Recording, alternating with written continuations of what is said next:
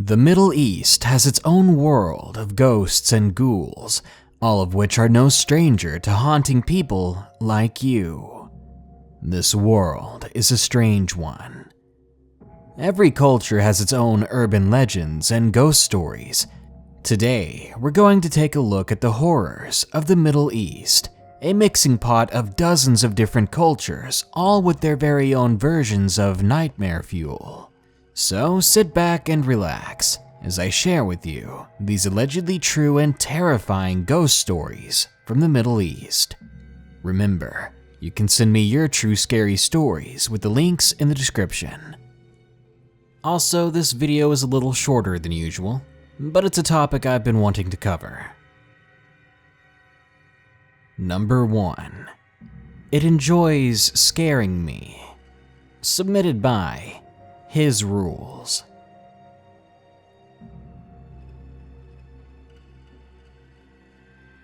To start off, I live in Pakistan, and our version of ghosts isn't exactly spirits. More so, we believe they're their own species. You don't need to know the layout of the house because the events took place in 2 places. Now to begin the story, I used to get scared in my house. I know it sounds like a lot to take in, but I swear to God, I remember it vividly. I would often see a 7-foot-tall figure stalking me around the house. I can even remember it wearing a shalwar kameez. It had a black face with no features, and it was barefoot. Its feet were solid black as well, pitch black like its face. It'd be there for only a few seconds, then disappear. Even when it appeared so clearly to me like that, it was gone so fast that even I doubted my sanity. I wasn't sure if I was seeing anything at all, or if it was some sort of ghostly hallucination. One event I remember is this time the bathroom door shut on its own. I was in the room next to the bathroom, so I went to investigate, and I soon heard something scratching the door from the other side, like a desperate animal trapped. Call me a coward, but I freaked out. I went back to my room and shut and locked the door, trying to pretend that the scratching noise wasn't really happening. But if it wasn't really happening, then that didn't explain the fact that my mother heard it too. After she heard that, she was scared enough to start setting up pages with Ayat al-Kursi written on them everywhere. This script keeps the ghosts at bay, supposedly. And to be honest, I didn't see the figure as much anymore after that, but the worst was yet to come. Now, my brother is a more logical person, and this happened after we set up the papers and scripts everywhere. We didn't place them in the yards and the paths connecting to the house, though. One night we thought it'd be fun to sleep in the front yard, and it would save on electricity. So, while my brother was sleeping out there, something tapped his head. When he opened his eyes, he expected to see me, but it wasn't me. Whatever it was my height and was actually wearing my clothes. But just like the figure before, its face was featureless and pitch black, and at the same time my brother heard me snoring and looked over to see me fast asleep on the ground. Whatever this was, it wasn't me, and it most certainly wasn't human. My brother hunkered back down, pretending to be asleep, but this entity knew better. The inhuman creature bent down and put its faceless face into my brother's face and began to stare at him. It wanted his attention, so it tapped his head again, trying to get him to look at it. My brother closed his eyes, more scared than he's ever been in his life. He broke out in a cold sweat and could feel the thing's presence inches from his face. And then suddenly, he heard it growling inches from him, like some sort of crazed animal. Luckily, only a few moments later, it disappeared. the sounds were gone, and he no longer felt the presence of the thing before him. But he was too scared to open his eyes and too scared to actually fall asleep. In the morning during breakfast, he told everyone his encounter. After a moment of silence, my mother admitted to hearing something walking around us while we were sleeping, and she couldn't sleep as well. A few years passed after this incident, and only one more alarming thing has happened. One day, my cousin and I were talking in my room when we were startled at 3 deliberate knocks on my window. The path that connects the yard outside is just out my window. We paused for a moment, not sure if it was just an animal or something else, but of course it came again. 3 more slow and deliberate knocks. There were curtains blocking the window, so curiously, I went over to see who was knocking. I thought it would be my brother. Maybe he was trying to freak us out, or he needed something. As I approached the curtains, I yelled out to him, just in case it was him, to stop it. But whatever it was replied with 3 more knocks. I was right upon the curtains then, so all at once I opened them, and what I saw horrified me. It wasn't my brother. All I could see were 2 massive red eyes staring into my soul. My cousin screamed behind me and ran out of the room, but I was frozen in fear, looking back at whatever this thing may be. Suddenly, my dad walked into the room behind me. My cousin apparently went to get him, and as soon as I blinked, the creature, the eyes, they were gone. I was left there cold, scared, and covered in goosebumps. They are beings that live alongside us, but sometimes they aren't so neighborly. Number 2. My experience with the Djinn. Submitted by the Sudanese Guy. Jinn are a part of the Islamic religion. They are sentient beings that exist on a different plane, but can interact and affect ours pretty frequently. They are often our explanation for the paranormal or strange, scary encounters in Islam. They are also known to mess around with people just for fun. For example, footsteps from within your home when you're alone. It might be a Djinn. Today I'm going to go in depth about my experience with a certain Djinn, but also give you some info about what Djinn are. There are 5 types of Djinn that I will briefly go over. First, we have the Marid. They are considered to be the strongest of the 5. They are your traditional genie in a bottle type of Arabic folktale creatures. And secondly, we have the Afrit. These guys are the smartest of the bunch.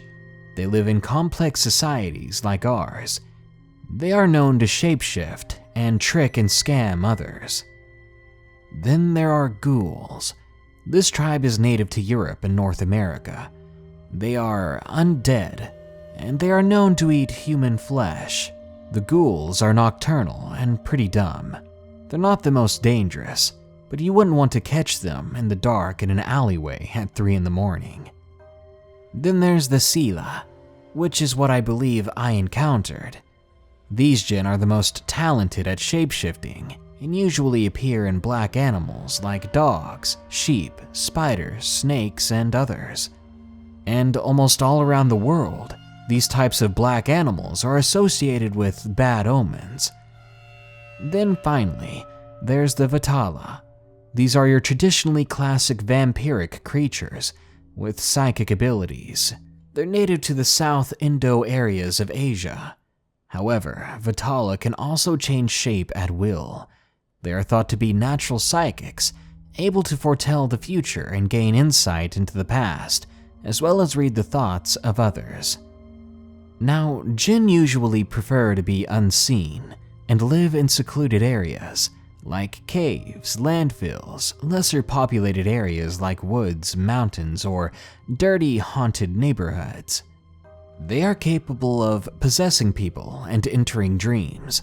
They can physically change the room temperature, either extremely hot or cold, and they're capable of influencing people without them even knowing it. Now on to my quick experience. When I was visiting my family in a village in Sudan, it was night and I was trying to sleep. At the time, the heat was absolutely fuming outside, around 120 degrees. I heard dogs barking far away, and I didn't really think much of it.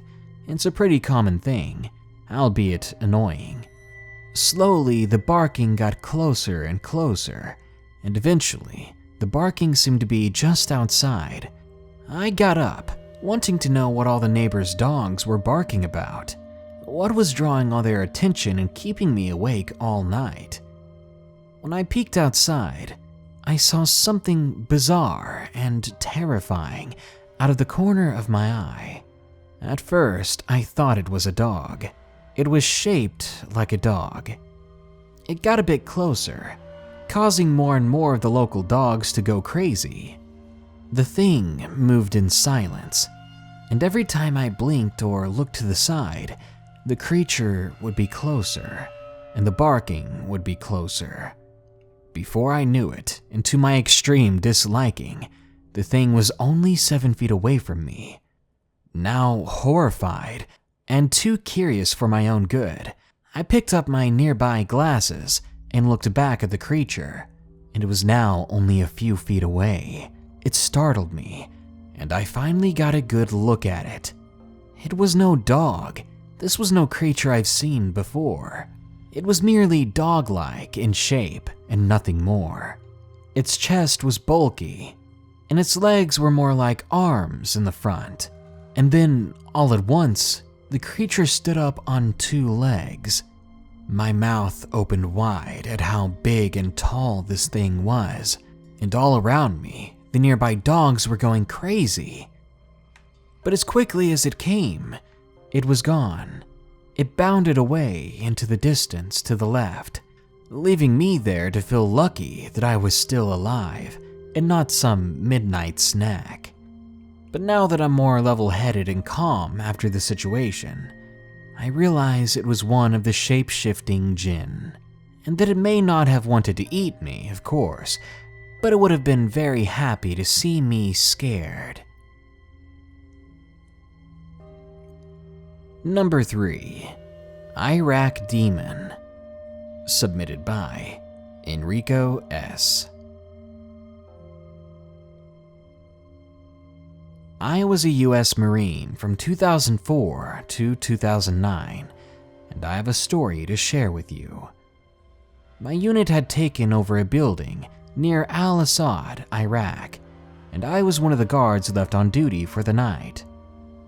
This happened during the rainy season, and the wooden doors that were the entrance to the building were swollen and were very loud and difficult to open. Think of the building layout as 2 capital H's. Anyway, I was reading a book on Eastern espionage at the time, and all the other Marines had gone off to bed. I got up to tour the area, and eventually came back to where I'd just been sitting, and I started to read again. That's when I noticed that after I'd started reading, I'd already read this page, so I skipped ahead to where I was. I just thought I misplaced my page marker. Another 15 minutes or so passed by. I got up and put my book down to do another perimeter check. Everything's quiet and calm. After it was completed, I sat down and started reading again. And once more, it was on another page that I'd already read through.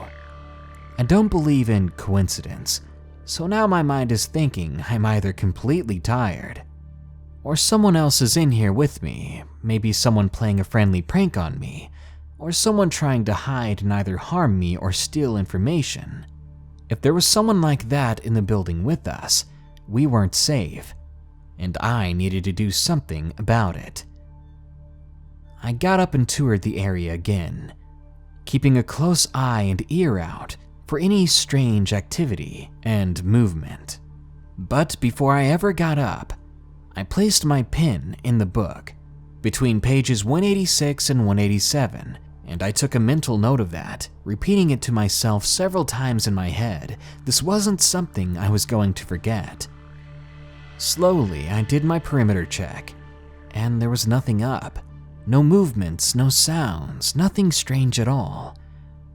I began to disbelieve my paranoia, so I sat back down and picked up my book, and I opened it up to the page I left the pin in, only to see that the pages read 182 and 183.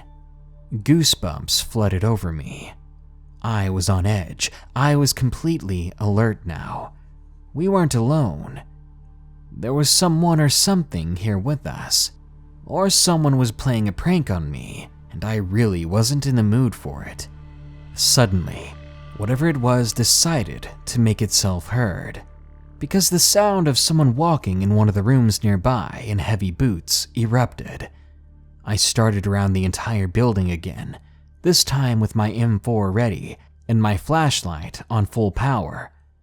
I called out a warning. "I see you. Come out or I'm going to shoot."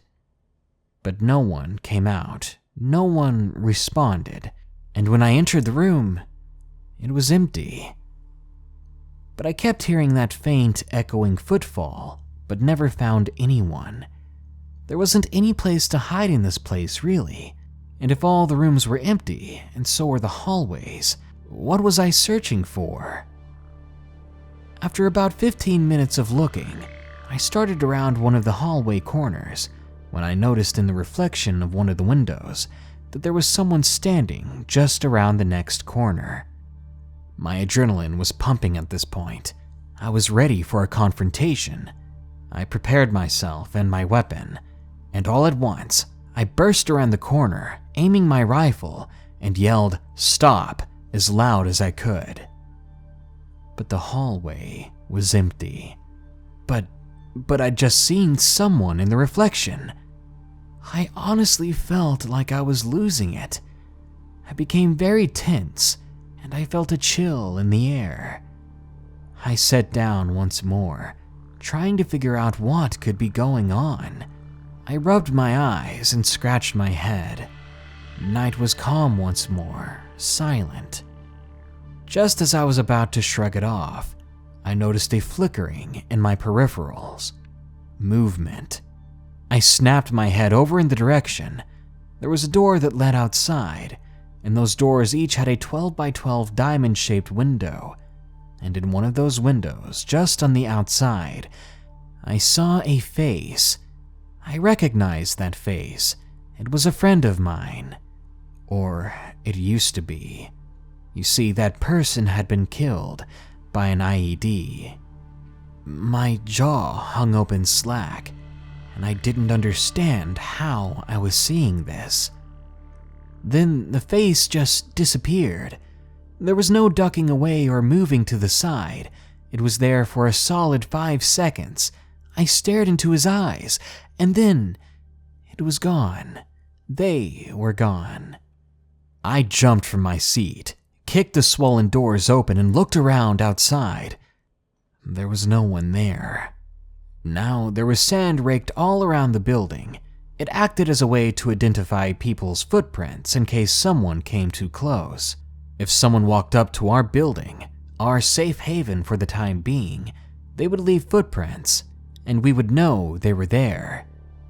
But the sand, despite seeing that face right against the window, it showed no sign of disturbance. And from the ground to the roof was about 13 feet, so unless I was dealing with an Olympic pole vaulter, there was no way this person or thing could have gotten away. That really shook me up. It messed me up for a while more than anything else over there. A couple of days later, I had to speak with our interpreter about it, as I couldn't get it off of my mind. He didn't act surprised. He told me this place was holy land. The great patriarchs of the religion had walked these lands. Miracles and spells and curses had been wrought here, He went on to explain to me a demon that was said to be 17 feet tall and could shapeshift. He said that his brother was a captain in the Iraqi army and said he once saw this demon. It was sitting on a tall barrier on the side of the road at night. The creature's feet were so long they were still touching the ground, and these barriers are a good 12 feet tall. He didn't have time to point it out to his men. Before he knew it, the thing was gone. The convoy went on and stopped at a hotel. As an officer, he had a room to himself, and that night, he woke up to see the same demon standing in his room, staring at him from across the way. He pulled out his sidearm and emptied the entire magazine into the thing. When his men heard the commotion, they burst in and turned on the lights. What they found was bullet casings littering the ground, and the captain was alone, staring at the wall in disbelief. The demon was gone, but somehow there were no bullet holes in the concrete wall.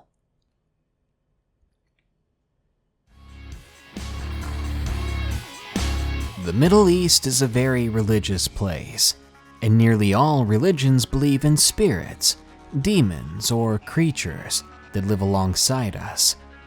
Some believe they hate humans and want to see us all dead. Others believe they want to simply be left alone, or tease us if we ever get too bothersome. But one thing's for sure, in the Middle East, you might run into a spirit of your own. And whether you make it out alive is up to that very spirit that stands before you. Good night. Be sure to like, share, comment, and subscribe if you enjoyed the video. And remember, you can send me your true scary stories anytime with the links in the description. As always, stay safe out there and stay creepy.